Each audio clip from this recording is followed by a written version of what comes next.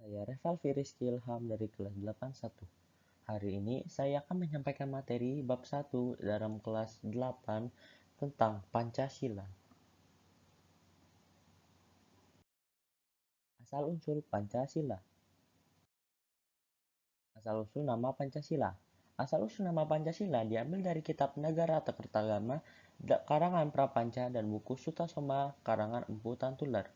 Istilah Pancasila dalam bahasa Sanskerta berarti panca atau lima dan juga sila atau batu sendi yang lima, atau juga bisa diartikan sebagai pelaksanaan kesusilaan yang lima atau Pancasila Krama. Sejarah terbentuknya Pancasila.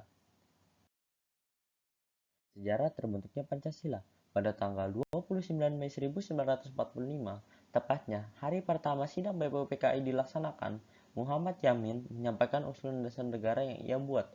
Berikut adalah usulannya. Usulannya terbagi menjadi dua bagian, yaitu secara lisan dan juga secara tertulis. Secara tertulis merupakan berikut. 1. Ketuhanan yang Maha Esa. 2. Rasa kemanusiaan yang adil dan beradab. 3. Kerakyatan yang dipimpin oleh hikmat kebijaksanaan dalam permusyawaratan atau perwakilan. 4. Keadilan sosial bagi seluruh rakyat Indonesia. 5. Kebangsaan persatuan Indonesia. Berikut yang terlisan ialah 1. Peri kebangsaan, 2. Peri kemanusiaan, 3. Peri ketuhanan, 4. Peri kerakyatan, dan juga 5. Kesejahteraan sosial. Pada tanggal 31 Mei 1945, Dr. Supomo menyampaikan usulannya terhadap dasar negara. Berikut merupakan usulan yang ia sampaikan pada rapat kedua BPUPKI. 1. Persatuan. 2. Kekeluargaan. 3. Keseimbangan lahir dan batin. 4. Musyawarah. Dan 5. Keadilan rakyat. Pada tanggal 1 Juni 1945, merupakan hari terakhir BPUPKI mengadakan rapat di bagian rapat pertama. Pada hari ini, Insinyur Soekarno menyampaikan usulannya dengan judul Pancasila. Berikut usulannya. 1. Kebangsaan Indonesia. 2. Internasionalisme atau peri kemanusiaan. 3. Mufakat atau demokrasi. 4. Kesejahteraan sosial. Dan 5. Ketuhanan yang berkebudayaan. Pancasila dan Undang-Undang Dasar 1945. Badan Penyelidik Usaha-Usaha Persiapan Kemerdekaan Indonesia atau BPUPKI yang dibentuk pada tanggal 29 April 1945 adalah badan yang menyusun rancangan Undang-Undang Dasar 1945. Pada masa sidang pertama yang berlangsung dari tanggal 28 Mei hingga 1 Juni 1945, Insinyur Soekarno menyampaikan gagasan tentang dasar negara yang ia beri nama Pancasila. Pada tanggal 22 Juni 1945, 38 anggota BPUPKI membentuk Panitia 9 yang terdiri atas 9 orang untuk merancang Piagam Jakarta yang akan menjadi naskah pembukaan Undang-Undang Dasar 1945.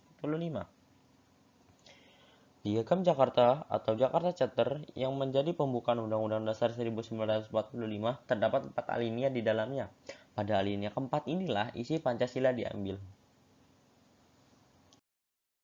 Pancasila sebagai dasar negara. Pada sidang BPUPKI tercatat tanggal 1 Juni 1945, pertama kali dikemukakan bahwa Pancasila sebagai dasar negara, adapun dasar tersebut berupa filsafat. Pada tanggal 18 Agustus, Pancasila resmi menjadi dasar negara yang secara resmi yang tertaut pada Undang-Undang Dasar. Pancasila adalah dasar negara dan falsafah negara dan bangsa yang diterima oleh masyarakat Indonesia.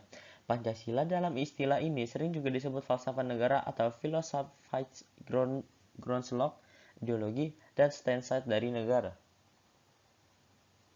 Kedudukan Pancasila sebagai dasar negara dan pandangan hidup bangsa. 1. Kedudukan Pancasila sebagai dasar negara. Pancasila merupakan dasar negara dan ideologi negara yang menjadi pedoman dan petunjuk jalan dalam menentukan rambu-rambu tujuan bangsa dan negara Indonesia. Mempelajari Pancasila lebih dalam menjadikan kita sadar bahwa bangsa Indonesia yang memiliki jati diri dan harus diamalkan dalam pergaulan kita sehari-hari untuk menunjukkan identitas bangsa yang lebih bermartabat dan berkebudayaan tinggi. Kita sebagai bangsa Indonesia harus bisa menunjukkan sikap positif terhadap Pancasila dalam kehidupan berbangsa dan bernegara, serta menampilkan sikap positif terhadap Pancasila dalam kehidupan bermasyarakat. 2. Pancasila sebagai pandangan hidup bangsa.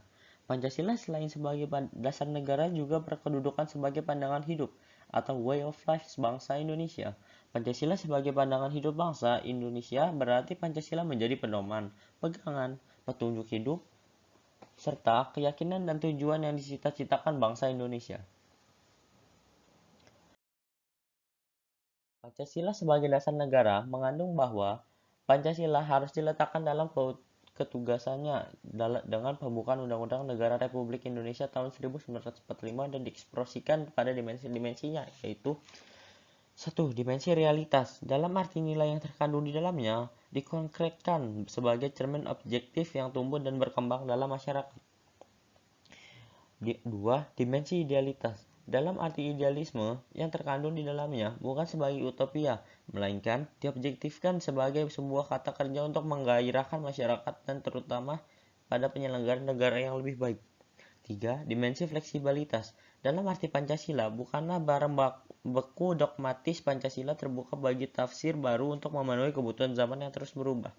Pancasila tanpa kehilangan nilai dasarnya yang hakiki tetap aktual, relevan, dan fungsional sebagai tiang penyangga kehidupan berbangsa. Kedudukan Pancasila sebagai dasar negara dapat diperinci sebagai berikut. 1. Pancasila sebagai dasar negara merupakan sumber dari segala hukum. 2. Meliputi suasana kebatinan dari Undang-Undang Dasar Negara Republik Indonesia tahun 1945. 3. Mewujudkan cita-cita hukum bagi hukum dasar negara. 4. Mengandung sumber semangat bagi Undang-Undang Dasar Negara Republik Indonesia tahun 1945. Arti penting Pancasila sebagai dasar negara. Pancasila memiliki penting sebagai dasar negara Indonesia. Arti Pancasila sebagai negara dapat diuraikan sebagai berikut. 1. Asas berdirinya negara Indonesia.